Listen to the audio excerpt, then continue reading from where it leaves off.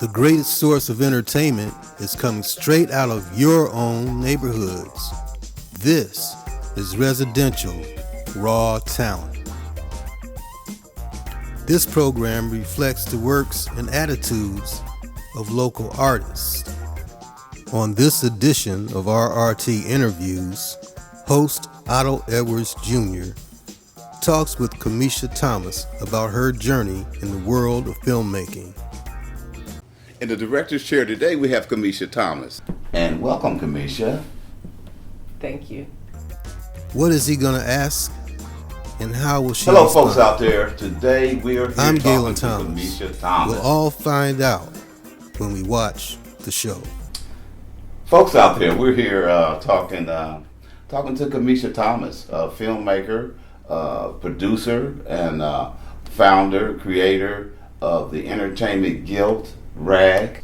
She is a great one. Tell the viewers out there a little more about that. Sure, Otto. The Returning Artists Guild is an artist-run organization that I started with my co-founder, Amy Wisman, who I met while I was incarcerated at DCI.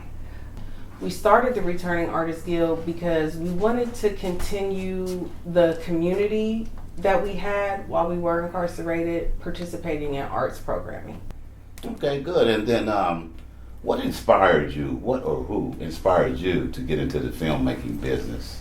Oh, absolutely. That was my dad. It was my Awesome. father, Galin Thomas, who inspired me to pursue a career in filmmaking and videography. He was a videographer when I was a young kid, and he worked at the public access television channel, so I became just kind of starstruck by all that he did behind the scenes and wanted to get involved myself. Kamisha, you have 2 films to your credit, which is wonderful. Tell us about the making of those films and what you had to go through. So the first film was Bang. That was written and directed by me while I was incarcerated at Dayton Correctional Institution. That process was completely different from my second film, Silence is Consent, the Crime.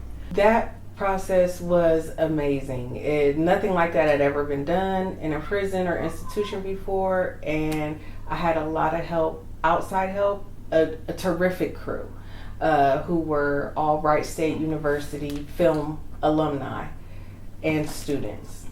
And the producer, Shanoya Chukwu, who wrote and directed Clemency with Alfred Woodard, she also won a Sundance in 2019. So that was an amazing experience. It was a long experience, and Shanoya made sure that every woman that did a film had complete control and choosing the actors and everything. The second film, Silence is Consent, the Crime, that was my first time directing a film and actually being on the set. So that was a lot different and a lot more challenging because I foolishly selected producers that didn't really know as much about filmmaking as they should have, but it came out okay. Yeah, and that's the kind of thing that can happen in this business. Telling the viewers out there the rough road and the smooth road as well. Now, do you plan to do any feature films or shorts, and if so, why? I do plan on doing a feature film, and I also plan on doing documentary style works. Okay. I am in the process of doing the 26 short films that I promised myself I would do while I was incarcerated. Whatever my creative heart desires, experimental films, I'm going to do it all. So yeah, I plan on doing all of that. So now, when you're into the making of these films with your cast and whatever, all the production people, do they become something like family? Yeah, most of the time. On shorter films, not so much, because sometimes you have different people filling those roles. But if you use the same people every time, over and over again, then yes, we definitely end up being like family. You seem to enjoy, you have a joy a glow on your face, even just when you're talking about it? Oh, because I was meant to do this. Awesome. This is what I was called for. Kamisha, what struggles did you have to go through in the making of those films? Otto, I am done talking about struggle. I am tired of talking about struggle. I have struggled and struggled throughout my life. I'm tired of talking about it, so I reject that question. I will not be talking about struggle with you today. I'd much rather talk about success and growth and healing and the future. No more struggles. Awesome. Well, how do you measure success?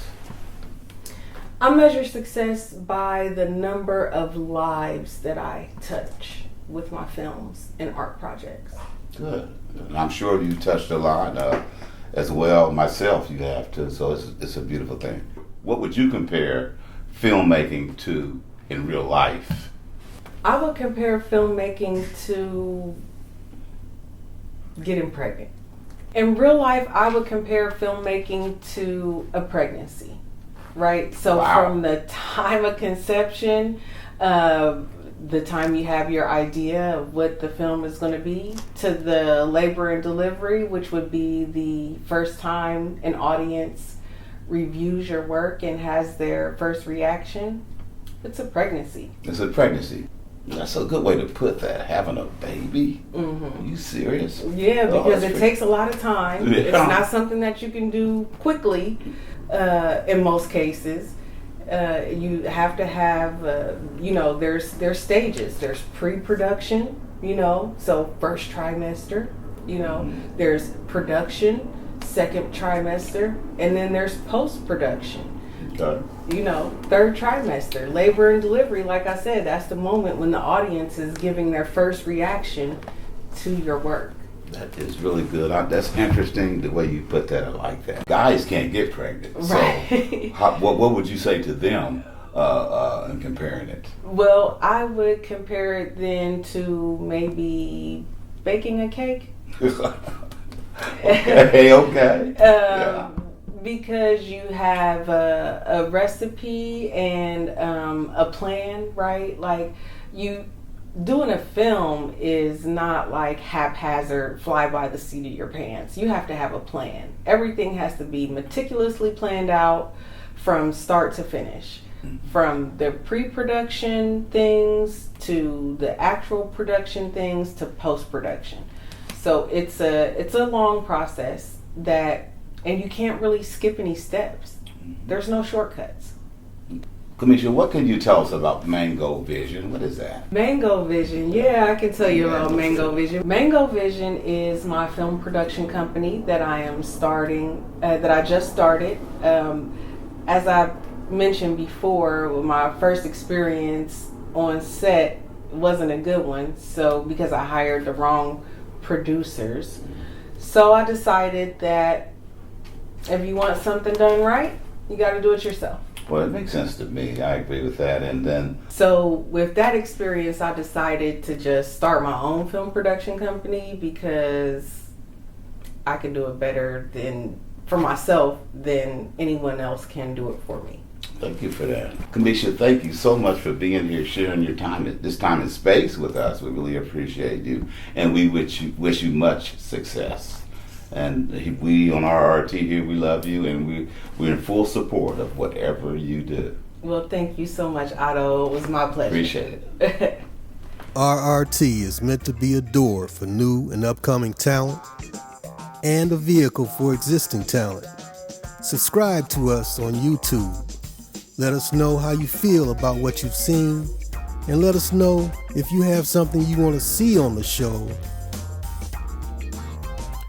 And let us know if you want to be on the show. This is Galin Thomas. Thank you for watching. We hope that you've enjoyed this edition, and we look forward to seeing you next time on Residential Raw Talent.